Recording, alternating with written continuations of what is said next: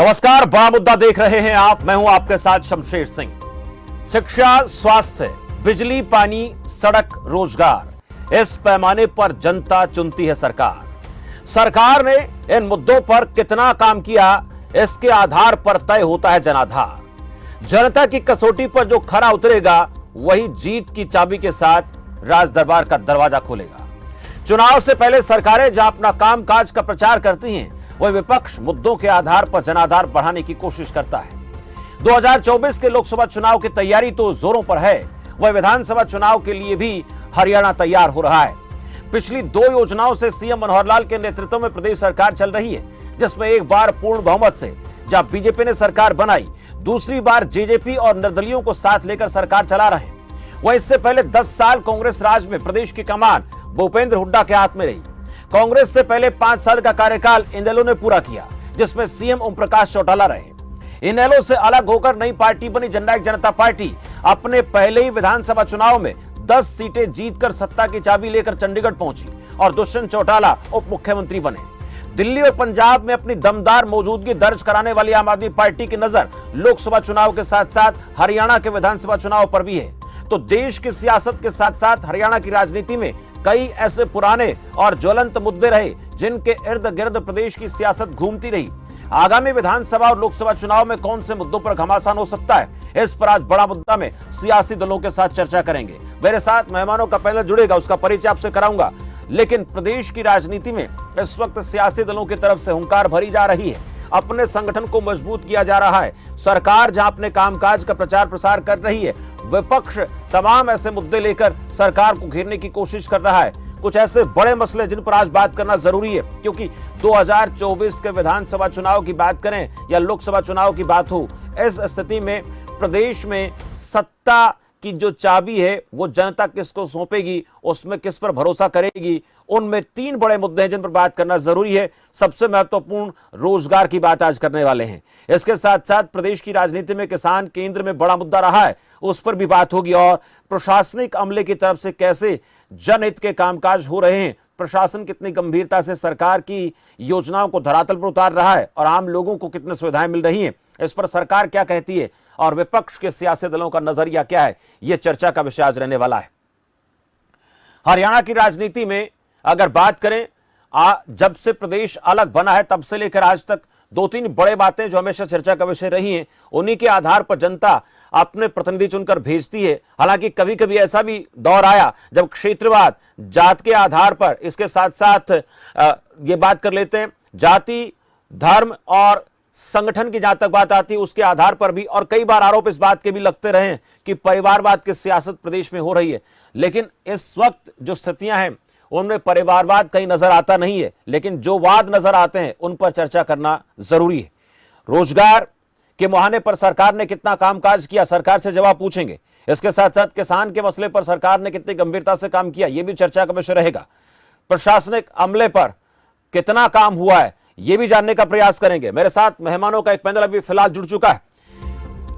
कमल हाडा Congress party प्रवक्ता मेरे साथ हैं, रजवंत डहीनवाल इनेलो प्रवक्ता हैं, रिम्पल सोही जननायक जनता पार्टी प्रवक्ता है, नवीन दुबधल आम आदमी पार्टी प्रवक्ता। आप चारों का इस चर्चा में बहुत बहुत स्वागत है। बीजेपी से मेरे साथ प्रवक्ता के तौर पर कृष्ण ढुल जुड़ेंगे, उनसे तमाम सवालों के जवाब लेंगे। उससे पहले एक सवाल, पहला सवाल हाडा साहब मैं आपसे करना चाहूंगा। सबसे पहला और महत्वपूर्ण प्रसंग जो होता है किसी भी प्रदेश में वो रोजगार होता है। रोजगार के मुहाने पर मैं आपसे समझने का प्रयास कर रहा हूं कि कहां पर सरकार खड़ी है और क्या कुछ रोजगार के बल पर किया गया। हालांकि सरकार के दावे बड़े हैं, उन दावों के लिहाज से जवाब तो सरकार देगी, लेकिन विपक्ष का क्या नजरिया है रोजगार के नाम पर, थोड़े शब्दों में बात करें क्योंकि 3 महत्वपूर्ण विषयों पर बात करनी है। जी, सबको पहले तो चैनल का धन्यवाद, सभी प्रवक्ता भाइयों और बहनों का नमस्कार और श्रोताओं दर्शकों को भी नमस्कार। जी नमस्कार। मैं शुरुआत करना चाहूंगी चंद लाइनों से कि कद बड़ा नहीं करते एड़ियां उठाने से, कद बड़ा नहीं करते एड़ियां उठाने से, ऊंचाइयां मिलती हैं सर झुकाने से। जी। और चमक सूरज की नहीं हमारे किरदार की है, खबर ये आसमां के अखबार की है, कांग्रेस चले तो संग कारवां चले, बात गुरूर की नहीं एतबार की है। जी। तो रोजगार की जहां तक बात है, इस टाइम पे आपने भी देखा होगा, पूरी बल्कि भारत देश ने देखा है कि कैसे युवा जब नौकरी मांगने गए उनके ऊपर लाठीचार्ज किया गया। 100 आरएसएस के लोगों की नियुक्ति हो गई, गुजरातियों की नियुक्ति हो गई, लेकिन हमारे हरियाणा के युवा को ग्रुप डी में जो भी थोड़ी बहुत नौकरियां मिली हैं वो दी गई हैं। लेकिन इनके दावे बहुत बड़े बड़े हैं कि हमने इतनी नौकरियां दी, क्योंकि बीजेपी तो बहुत मशहूर है अब तो, मतलब देश है विदेश, मतलब पूरे वर्ल्ड में मशहूर हो चुकी है कि ये सबसे बड़ी झूठ बोलने वाली पार्टी है। इसलिए जो ये तथ्य रखेंगे कहीं ना कहीं बेवकूफ बनाने के लिए या घुमाने के लिए, जैसे हमारा नेशनल मीडिया करता है, मुद्दे घुमाता है, हिंदू मुसलमान पर ले जाता है, यही हाल इनका है। रोजगार पर इनका कोई ध्यान नहीं है। 9 साल के बाद अब ये जनसंवाद करने निकले मुख्यमंत्री, जो जन संग्राम बन गया। औरतों को स्टेज से धक्कर देकर मारते हैं, नशे का व्यापार कितना बढ़ गया है, और रोजगार का तो नाम ही नहीं है कहीं पर भी। इतना बुरा हाल नहीं था जो, this is highest in last 45 years unemployment rate in Haryana. ठीक है। बेरोजगारी को लेकर कमल हांडा जी का कहना है कि बेरोजगारी दर प्रदेश में पिछले काफी 4 दशकों से जो है वो सबसे ज्यादा रही है। इस पर ढुल साहब जवाब देंगे, अभी जुड़े नहीं मेरे साथ। उससे पहले कि एक सवाल मैं रजवंत ढहीनवाल से ले लेता हूं। रजवंत ढहीनवाल जी, आपसे जानना चाहूंगा मैं, रोजगार के लिहाज से देखें तो इस वक्त प्रदेश में हालात कैसे हैं, और ये भी मैं जानना चाहूंगा तमाम पॉलिटिकल पार्टी के प्रवक्ताओं से, वो भी जवाब तैयार रखें कि अगर आपकी पार्टी की सरकार प्रदेश में बनती है तो रोजगार के नाम पर क्या किया जाएगा। ये सवाल बड़ा है, लोग जानना भी चाहते हैं, चुनावी माहौल है, धीरे धीरे जो है स्थितियां बदल रही हैं। ढहीनवाल साहब, हम यहाँ से शुरू करें कि जब भारतीय जनता पार्टी जब सत्ता में आई थी तो वो कुछ वायदे करके आई थी जनता से। आज उनको हम वायदा ना कहकर ये कह सकते हैं कि वो जनता को केवल बरगलाने का काम कर रहे थे। रोजगार तो केंद्र की अगर बात करें तो 2 करोड़ रोजगार की बात कर रहे थे, और हरियाणा में 2 लाख रोजगार की बात कही थी, लेकिन इन्होंने रोजगार ना देकर हरियाणा के युवाओं को ठगने का काम किया है। ये लगातार एक चीज कहते हैं कि हमने रोजगार दिया है बिना खर्ची के, बिना पर्ची के, लेकिन ये केवल और केवल इनकी कागजी कार्रवाई तक सीमित है। आज हम किसी भी विभाग में जाकर देखें तो वहां पर सिर्फ एक ही चीज की कमी मिलेगी। अगर हम टीचर्स स्कूलों में जाकर देखें तो वहां पर टीचर्स नहीं है, कॉलेज में जाएंगे तो वहां पर लेक्चरर्स नहीं है, यूनिवर्सिटी में जाएंगे तो वहां पर अडोक पर काम चला रहे हैं। अगर हम और भी कहीं नहीं तो डॉक्टर्स के पास जाएंगे, तो हॉस्पिटल में जाएंगे तो वहां पर डॉक्टर्स नहीं मिलते। ये कहाँ की, ये इनकी ये तो वो चीज है जो आम जरूरतें हैं। अगर हम सहकारिता विभाग की बात करें तो सहकारिता विभाग में मैं अभी पीछे 2-4 दिन पहले डिबेट कर रहा था, तो मेरे को पता लगा कि 200 वर्कर तो एम्प्लॉई है, वो तो रेगुलर है, लगभग 2500 के आसपास के एम्प्लॉई है जो इनके वो कॉन्ट्रेक्चुअल चल रहे हैं। तो अब ये कहते तो हैं कि हम रोजगार दे रहे हैं, इस प्रकार रोजगार देने की बात नहीं है। सीएमआई के आंकड़ों की बात अगर करें, जिनको ये बार बार नकारते हैं, गुजरात में अगर दिखाते हैं तो सीएमआई के आंकड़ों को आगे रख के बैठ जाते हैं, राजस्थान में अगर जाते हैं तो वहां पे कहते हैं देखो ये क्या हो रहा है, हरियाणा में कहते हैं कि नहीं हम इनको नहीं मानते। तो इन लोगों की हालात ऐसी है कि ये बाहर के लोगों को रोजगार देने का काम जो करते हैं। अभी एक चौधरी अभय सिंह चौटाला जी ने अभी 23 लोगों की एडीओ की भर्ती के बारे में बात कही थी, जिसमें ये कहा था कि 17 लोग बाहर के हैं, तो बचे कितने, हरियाणा के 7 आदमी बचे। तो ये ऐसा काम करते हैं कि इससे पहले जो एक असिस्टेंट इंजीनियर्स की भर्ती हुई थी, उसमें खुद आज जो सरकार में शामिल है दुष्यंत चौटाला जी, उन्होंने भी इसकी आवाज को कहा था कि भाई 78 में से तो केवल 2 हरियाणा के लगे थे, बाकी 80 की भर्ती थी, 78 लोग बाहर के थे। तो आज ये लोग हरियाणा के लोगों से तो वोट लेने की उम्मीद करते हैं, और नौकरी किसको दे रहे हैं ये तो यही बता सकते हैं, वो गुजरात के व्यक्ति हैं, आरएसएस के व्यक्ति, या कहाँ के, दिल्ली के हैं, पंजाब के, हमें नहीं पता कहाँ के हैं। लेकिन ये चीज है कि आज हरियाणा के युवाओं के साथ एक बड़ा मजाक किया जा रहा है। मुझे चर्चा करनी है, मुझे लगता है कि एक-एक से सब जवाब ले लेते हैं, क्या जानना चाहते हैं। दुबल साहब, आपसे जानना चाहूंगा रोजगार को लेकर क्या स्थितियां हैं। सरकार का दावा बढ़ा है, 1 लाख से ज्यादा सरकारी नौकरी पक्की दे चुके हैं, लेकिन आम आदमी पार्टी रोजगार पर क्या कहती है, थोड़े शब्दों में बात करें, फिर ढुल साहब से जवाब लेते हैं। बताइए, आम आदमी पार्टी का युवाओं के साथ है, हर तरीके से युवा के साथ खड़ी है। आज हरियाणा में जो युवाओं की हालत है 37% बेरोजगारी रेट के साथ नंबर 1 पर है देश के अंदर। तो इससे बुरे हालात में आज तक कभी नहीं गई। आज प्रदेश के अंदर लगभग 25 लाख युवा बेरोजगार हैं, जिनको रोजगार नहीं दिया गया। ऐसा ही हालात कांग्रेस के राज में थे, परंतु आम आदमी पार्टी की जैसे ही सरकार बनती है, जैसे दिल्ली का एग्जाम्पल लीजिए, आज तक हम 12 लाख रोजगार युवाओं को दे चुके हैं, और 1 साल के अंदर पंजाब में हमने 50,000 सरकारी नौकरियां प्लस 3 लाख युवाओं को रोजगार देने का काम किया है। तो आम आदमी पार्टी की नीति साफ है, और केजरीवाल जी का भी क्लियर है बिल्कुल ही कि हमने युवाओं के लिए, प्रदेश के लिए, जनता के लिए, रोजगार के लिए, शिक्षा के लिए, स्वास्थ्य के लिए, इन चीजों पे काम करना है। ये लोग क्या करते हैं, ये भ्रष्टाचार पर काम करते हैं। जितने भी पेपर हुए हैं, पेपर लीक हो जाते हैं। पेपर लीक तो एक नाम है, लीक तो वो भ्रष्टाचार के माध्यम से बिक जाता पेपर। लीक नहीं होता, बिक जाता है, उसको बिकना कहते हैं। लीक तो वैसे ही एक सिंपल टर्म दे दी गई है, लीक हो गया। आज तक कितने पेपर हरियाणा में लीक हुए, पहले का इतिहास ले लीजिए। ये नहीं कि आज ही हो रहे हैं। कांग्रेस राज था तब भी लीक होते थे, और आज भाजपा का राज है तभी भी लीक हो रहे हैं। तो वो स्थिति बदली नहीं है आज तक इन चीजों को लेकर। ठीक है, ये चीजें स्थिति साफ है। आम आदमी पार्टी जैसे ही सत्ता में आती है, रोजगार देने का काम करेगी युवाओं को, और मान सम्मान, जिसका जैसा मान सम्मान है वो कायम रखा जाएगा। ठीक है। और दूसरा, आप आज देख लीजिए, जैसे कल हमारे हरियाणा के पे ग्रेड अपग्रेड कराने के लिए बैठे हुए धरने पर, इतने दिनों से कोई सुध नहीं ली जा रही उनकी भी। तो इस प्रकार की स्थिति आज इनका, हर भाजपा का रवैया ऐसा रहा है कि जब तक आप बैठोगे नहीं धरने पे, हम देंगे नहीं आपको। किसान का मामला ले लीजिए, चाहे किसी का भी मामला ले लीजिए सुधीर जी, आज हरियाणा के हालात इतने बदतर कर दिए हैं। अभी रोजगार पे बात करें, किसान पे भी आता हूं मैं, तब तक एक कमेंट ले लेता हूं। रिम्पल सोही मेरे साथ हैं, सरकार में साझेदार हैं। हांडा जी आपके पास आऊंगा, लेकिन एक एक सबसे मुझे रिएक्शन लेना है।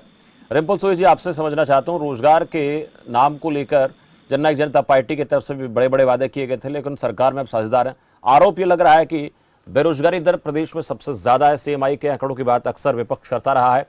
ऐसी स्थिति में कहाँ हम ये मानकर चलें कि रोजगार के लिहाज से प्रदेश की गठबंधन सरकार जो है युवाओं के लिए बेहतरी से काम कर रही, जैसे विपक्ष के आरोप है? देखिए, शमशेर जी, एक कहावत है, एक बहुत फेमस कोट है कि सबसे मिसलीडिंग जो होते हैं ना, वो होते हैं स्टैटिस्टिक्स। सबसे ज्यादा तरीका लोगों को मिसलीड करने का, आप कोई भी स्टैटिस्टिक्स उठा लें और किसी भी तरह से उसको पेश करना शुरू कर दें। अब RBI के हिसाब से 8% के करीब है अनएम्प्लॉयमेंट रेट। कुछ और आंकड़े हैं, NSSO की तरफ से अलग आंकड़े हैं। अब CMI सिर्फ एक इकलौती है जो कहती है इतने ज्यादा आंकड़े हैं।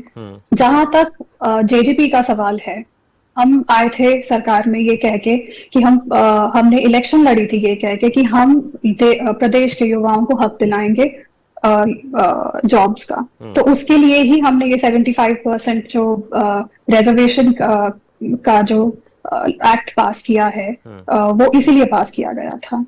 और जहां तक रही बात सक्षम योजना की या और कौशल योजनाओं के तहत, इन योजनाओं के तहत करीबन 1.25 लाख जो यूथ है हरियाणा का, वो इसका फायदा उठा। रोजगार की बात कह रहे हैं, क्या वो लागू है? आप बोल रहे थे, मैंने आपको बीच में टोका नहीं। आपकी बातों से भी मुझे बहुत सारी बातों से परहेज है, पर फिर भी आपको मैंने टोका नहीं। तो आप बताइए कि आपका हाथ है क्या हाईकोर्ट में? आप करवा सकते हैं क्या इसको?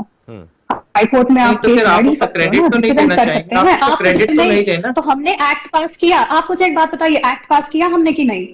सरकार क्या कर सकती है? सरकार एक्ट पास कर सकती है, किसी को रोक नहीं सकती है चैलेंज करने से। अगर आपको चैलेंज की बात करनी है तो उसके बारे में और बात कर लेंगे। माननीय सुप्रीम कोर्ट से इस बात के लिए भी स्पेशल ऑर्डर्स आए थे कि इसको जल्द से जल्द खत्म किया जाए। वो अलग बात है कि अलग वेरिड रीजन है जिसके कारण से ये नहीं हो पाया।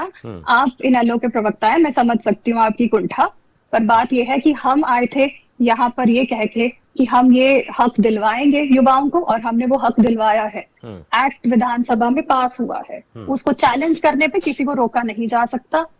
ये माननीय हाईकोर्ट के अंडर है और तब देखा जाएगा।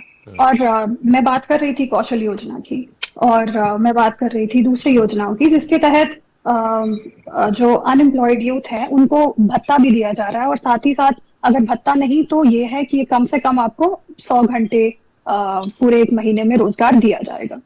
तो हम अपनी रोजगार की जो प्रॉमिसेस हैं उसको पूरा करने की पूरी कोशिश कर रहे हैं। ठीक है। हाँ, अगर कोई किसी को ऐसी चैलेंज कर देता है, रोजगार के मुहाने पर विपक्ष की अपनी राय है और जेजेपी का अपना नजरिया है, लेकिन इस पर बीजेपी का भी नजरिया जानना जरूरी है।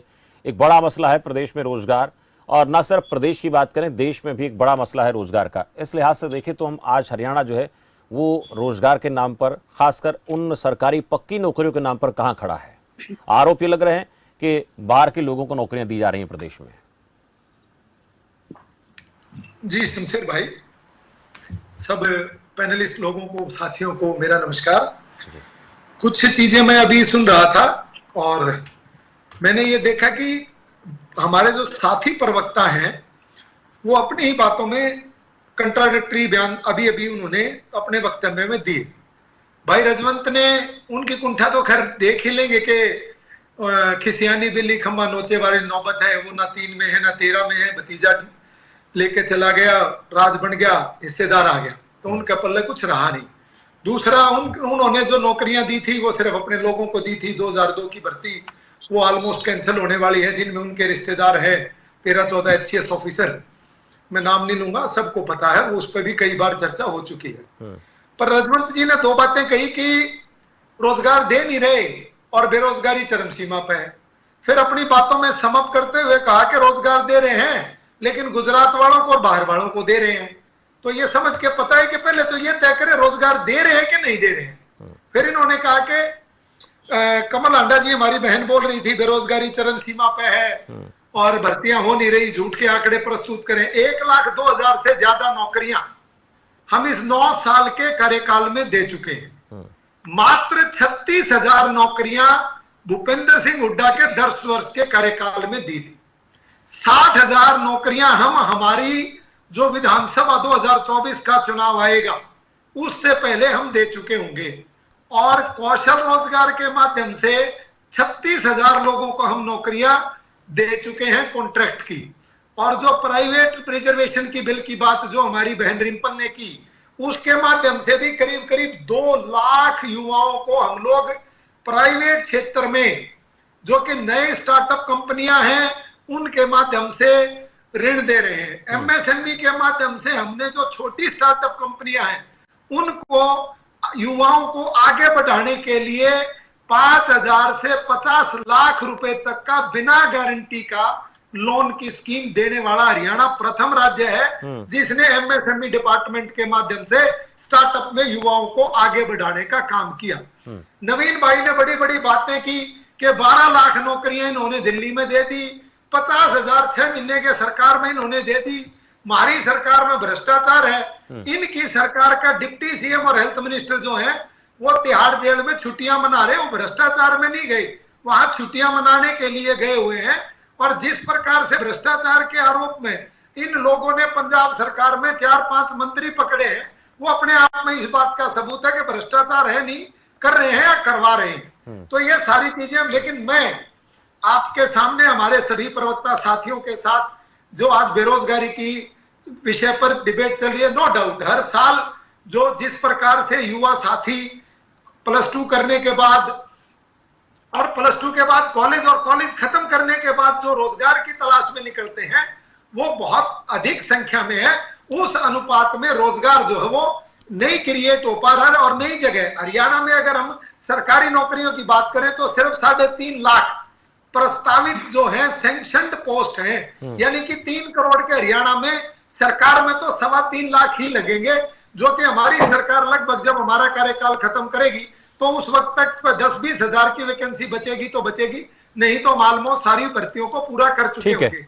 लेकिन क्या लेकिन शमशेर भाई मेरा ये कहना है कि क्या सारी 3 लाख लोगों को नौकरी लगाने दे बेरोजगारी खत्म हो जाएगी? नहीं। इसीलिए हमने जो स्टार्टअप और कौशल रोजगार के माध्यम से युवाओं को जो ट्रेन करके उनको स्वावलंबी बनाने का जो हमने काम किया है, उनको रोजगार में आगे बढ़ाने का काम किया है, हर हाथ को रोजगार देने की जो हम बात कर रहे हैं वो युवाओं के लिए बहुत एक सार्थक कदम। ठीक है डोल साहब, मनोहर लाल जी कमल हांडा जी सुन रही हैं और आपने कई बातें अपनी रखी हैं, कोई तथ्य आपने बताए हैं, उनसे भी जवाब लेंगे।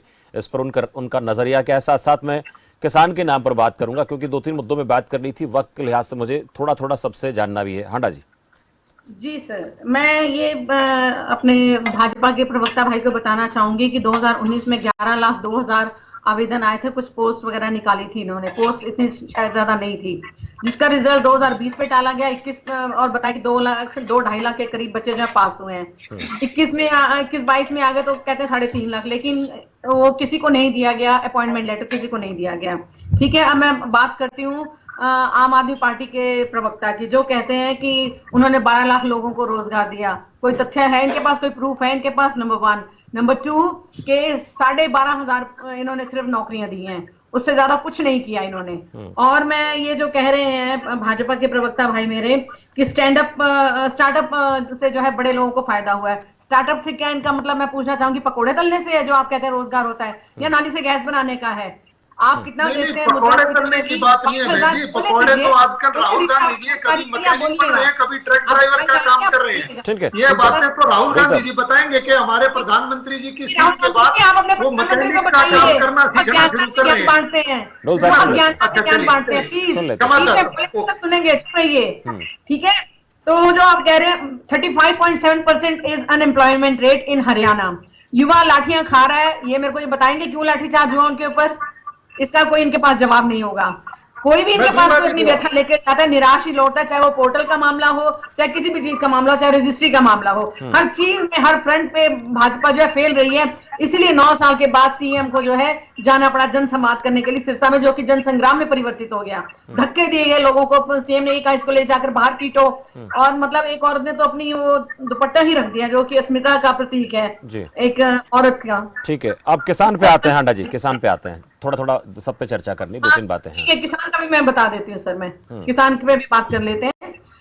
किसान के लिए इन्होंने पहले 3 काले कृषि कानून लाए, जिसके लिए किसान देश भर का आके दिल्ली में बैठ गया। 750 किसानों की शहादत हुई। इनके ही गवर्नर जी ने, उन्होंने मलिक साहब ने प्रधानमंत्री को कहा किसान मर रहे हैं, आप कुछ देखो। तो कहते हैं मेरे लिए थोड़ी मर रहे हैं, ये इनके प्रधानमंत्री की संवेदना है, मैं बताना चाहती हूँ, बाकी प्रवक्ताओं को भी पता चले, जनता को भी पता चले। उसके बाद माफी मांगकर, उसका पर्पस क्या था? सब कुछ अडानी को दे देना था। लीज पर जमीन देनी थी इन्होंने, जिसमें कि वो जो लीज पे लेता, किसान को थोड़े पैसे देता, उस पर वो लोन लेता, लोन ना चुका पाता तो किसान की तो जमीन गई थी। गरीब किसान वैसे भी मारा जाता है। आखिरकार उनको जब चुनाव नजदीक आए तो उनको माफी मांगकर 3 कानून वापस लेने पड़े। ठीक है, किसानों के लिए मनोहर सरकार ने खड्डे खोदे, बड़ी बड़ी किलें ठोकी, और अभी भी रिसेंटली, अभी ज्यादा टाइम नहीं हुआ है, किसानों पर लाठीचार्ज हुआ जो एमएसपी के लिए खड़े हुए। उनमें से एक की मौत भी हो गई, एक पीजीआई में एडमिट है, बाकी बहुत सारे लोग घायल हैं। और एफआईआर करने का इनको बहुत शौक है, चाहे वो हमारी पहलवान बेटियां हो, चाहे वो हमारे किसान हो, चाहे युवा हो, धड़ाधड़ एफआईआर करो, डराओ लोगों को। काम करना नहीं है तो लोगों को डराने का ही काम रह गया इनके पास, और तो कुछ है नहीं, या जुमले छोड़ने का काम रह गया इनके पास। चलिए ठीक है, मैं डैनिवाल साहब के पास जाऊंगा। कई सारी बातें निकलकर सामने आई हैं। ईमानदारी की बात हम करते हैं तो भ्रष्टाचार को लेकर, रोजगार को लेकर डैनिवाल साहब बात कर रहे थे कि ऐसा हो रहा है, बाहर के लोगों को नौकरियां दी जा रही हैं। इसमें 2002 का जिक्र किया इस दौरान ढुल साहब ने कि देखिए उस वक्त क्या हुआ था। और भ्रष्टाचार के आरोपों की जब बात आती है तो इनेलो भी कहीं ना कहीं घिर जाती है, वो अपना दामन बचा नहीं पाती है। और किसान पर भी थोड़ा सा बात, किसान पर भी बात रखें अपनी। मैं किसान पे बता देता हूँ, इसके बारे में बता देता हूँ। देखिए, शमशेर जी, एक चीज बात थी कि 75% जो रोजगार की बात ये कह रहे थे, इसमें आप चीज देखने की, कहीं ना कहीं एक्ट में कोई ना कोई तो खामी थी ना, जिसकी वजह से हाईकोर्ट ने उस पर स्टे दे दिया। तो उस स्टे को ही तो वैकेट कराने की कितने केसेस में अपीयर हुए हैं, पहले मुझे इतना बता दीजिए। क्योंकि मैं खुद वकील हूं, मैं आपको बता देती हूँ, केस करने के लिए कुछ नहीं करना पड़ता, सिर्फ केस तैयार करना पड़ता है। कोर्ट में जो व्यक्ति बैठे हैं, जो न्यायाधीश महोदय बैठे हैं, क्या वो बगैर किसी को सुने हुए स्टे दे देते हैं क्या? आप समझ रहे हैं मेरी बात? मैं ये जानना चाहती हूँ कि कितने केसेस में आप अपीयर हुए, ताकि मैं आपको और थोड़ा अच्छे से लीगली इसके बारे में बता पाऊँ। आप उसके बाद बता देना, मैं और क्लियर कर देता हूँ। नहीं, मैं अभी बता देती हूँ आपको, क्योंकि आपको किसानों के बारे में बात नहीं करनी है। आप अपनी रथ यात्रा के बारे में बात कीजिए ना, जो आप बात कीजिए करप्शन की, उन चीजों की बात कर लीजिए। अगर आपको बीच में आपको पीछे जाना है, आपको आगे नहीं जाना है। आप भी मेरे बीच में बोल रहे थे, मैंने आपको तभी कहा था बीच में बोलेंगे, मैं भी बोलने नहीं। मैंने सिर्फ आपको ये बताया था, मैंने आपसे सिर्फ ये पूछा था, और आप भी बीच में बोल सकते हैं, कोई दिक्कत नहीं मेरे को। मैं तो ये कह रहा हूँ कि वहां पर जो कोर्ट में जो न्यायाधीश महोदय बैठे हैं, क्या वो एक पक्ष को सुनते ही स्टे दे देते हैं? क्या आज सरकार के पास जो सरकार ने जो एक्ट बनाया था, आपको नहीं पता क्या इसके बारे में? नोटिस जो होता है ना, नोटिस के बाद में सरकार अपना पक्ष रखती है। आप एक बार सुनने का प्रयास तो करेंगे ना। तो इसका मतलब इतनी बड़ी खामी थी सरकार की नाकामी ही तो सामने आई ना, कि आप अपने आप को एक बेस बना के चलते, अगर ये बताइए तो नाकामी बताइए इसमें क्या थी? कोर्ट में केस करने से मतलब आप ये कहना चाहते हैं जिसके ऊपर कोई एफआईआर हो गई, जिसके ऊपर कोर्ट में केस चल गया तो वो दोषी है, आप ये कहना चाहते हैं? सिर्फ कोर्ट में केस चल जाने से कोई दोषी करार हो जाता है? कोर्ट में किसी चीज को अगर आपने चैलेंज कर दिया तो क्या आपको कैंसिल हो जाएगा? मैंने खाली स्टे को लेकर बात की है। रही अब किसानों की बात कर लेते हैं। किसी के बारे में बात कर रहे हैं। और किसानों की बात अगर करें तो किसानों की बात थी, हमारी बहन ने बता ही दिया था कि 750 का किसान आंदोलन चला था, 750 किसान हमारे शहीद हुए थे।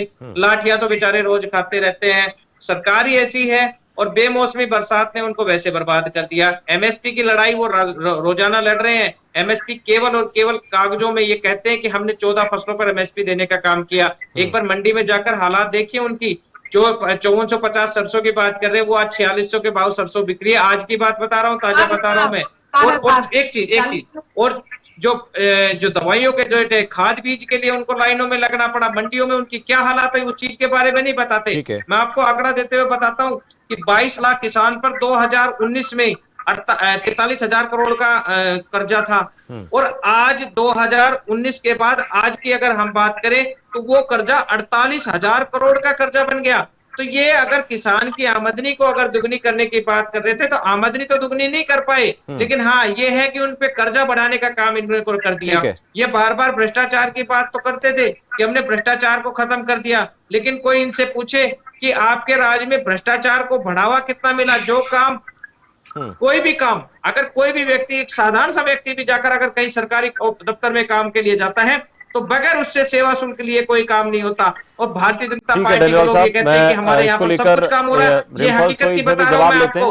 64,577 रजिस्ट्रियां खिलाफ हुई, जहाँ पर 800 तहसीलदारों को तहसीलदार को नायब तहसीलदारों को पटवारियों को उनको नोटिस देने के बाद और आज तक उन पे कार्रवाई नहीं की। और ये कहते हैं कि हम भ्रष्टाचार के खिलाफ काम कर रहे हैं। नवीन दुबलधन, आपसे जरा मैं जानना चाहूंगा, जो किसान के मसले पर बात हो रही थी, रोजगार के नाम पर आपने कहा कि हमने 12 लाख लोगों को रोजगार दिया, तो कांग्रेस पार्टी से कमल हांडा पूछ रहे हैं कि भाई क्या आप लोगों के पास इसका प्रूफ है जो आप दावा कर रहे हैं?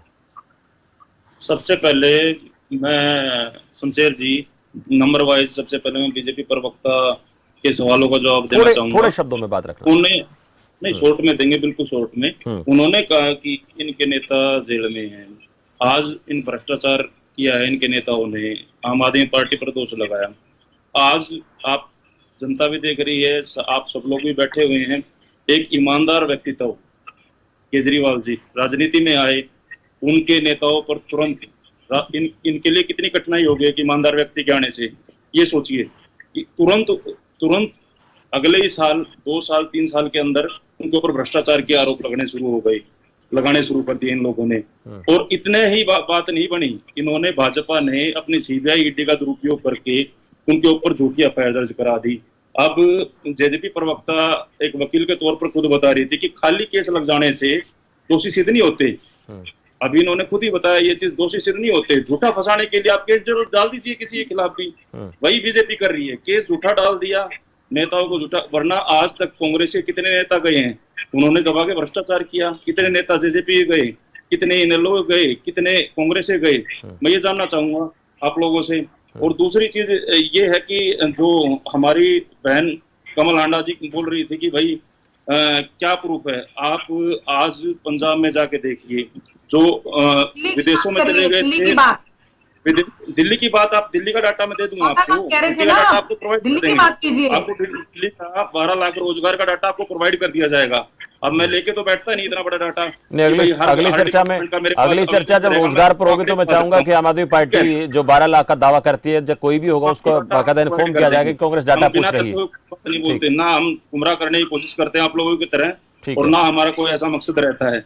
हम अपनी साफ सुथरी राजनीति लेके आए हैं। स्वास्थ्य की बात करते हैं, रोजगार की बात करते हैं, सड़क की बात करते हैं, आम जन के मुद्दों की बात करते हैं। अब उनको लेके कोई ईमानदार व्यक्तित्व को आप बेईमान ठहरा के। चलिए रवि जी, वक्त का थोड़ा ध्यान रखना है, आपने लंबी बात खींच दिया, तो मुझे अब जो है रिम्पल सोई से बात करनी। रिम्पल सोई जी, किसान को लेकर बात हो रही थी, इनेलो हो चाहे जननायक जनता पार्टी हो, उनको किसानों की पार्टी कहा जाता है। कितना इंसाफ इन आपकी गठबंधन सरकार में किसानों के साथ हुआ, मैं उसी की बात करूंगा। जी शमशेर जी, हमने डे 1 से मेंटेन किया है कि हम किसानों के साथ हैं। चाहे जैसे कि ये जल भराव की बात कर रहे थे, वहां डिप्टी सीएम ने खुद जाके मुआयना किया है। जहां खुद नहीं गए हैं वहां अपने मिनिस्टर्स को भेजा है और वहां पे मुआयना किया है। एक बहुत बड़ा हमारे लीडर्स की तरफ से पुश था सूरजमुखी के रेट्स बढ़ाने के लिए। सूरजमुखी का रेट इस समय पूरे देश में सबसे ज्यादा हरियाणा में दिया जाता है। उन सब चीजों को देखते हुए मुझे लगता है कि ये कहना कि किसानों के साथ मैं मानती हूँ कि किसान इवन प्रोटेस्ट के टाइम पे भी डिप्टी सीएम ने खुद ये कहा था कि मैं मीडिएशन करने के लिए तैयार हूँ, सरकार से बात करनी है। वो कितनी बार जाके किसान प्रोटेस्ट के समय भी कितनी बार जाके वो अमित शाह जी से मिले हैं, कितनी बार जाके वो जेपी नड्डा जी से मिले हैं, सिर्फ किसानों की बात रखने के लिए।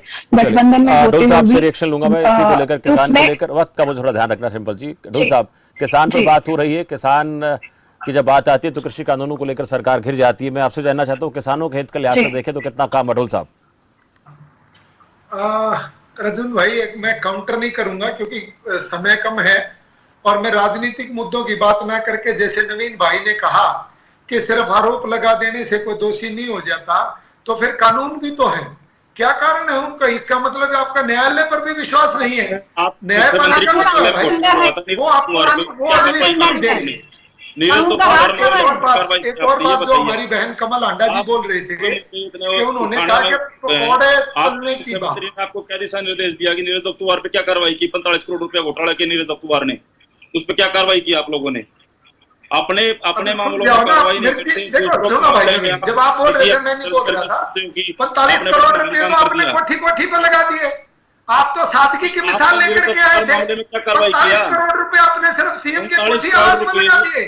3 करोड़ रुपए के स्विमिंग पूल बनाएगा आपका केजरीवाल। आपका केजरीवाल जो नीले रंग की वैगनआर में चल के आता था, मेट्रो में चल के आता था, क्या बात हो गई? नहीं है, वो सरकारी कोठी है। जिस प्रकार से आपके मोदी जी की सरकारी कोठी है, की सरकारी कोठी है, वैसे सरकारी आवास। छोटा सा रिएक्शन डोल साहब, किसान की बात कर रहे थे हम। देखिए चर्चा दूर हो जाएगी, लंबा हो जाएगा। चलिए मैं रोकना चाहूंगा, वक्त मुझे और ज्यादा चर्चा को आगे बढ़ाने की इजाजत नहीं देता। डोल साहब शुक्रिया, हांडा जी बहुत शुक्रिया। आगे भी चर्चा हम करते रहेंगे क्योंकि ये चुनाव का मौसम है, चुनावी मौसम में जो है इस प्रकार की बातें होती रहती हैं। रजवंत जी, रिम्पल जी, रविंद्र दुबदन जी, आप सभी का इस चर्चा में जुड़ने के लिए बहुत बहुत आभार।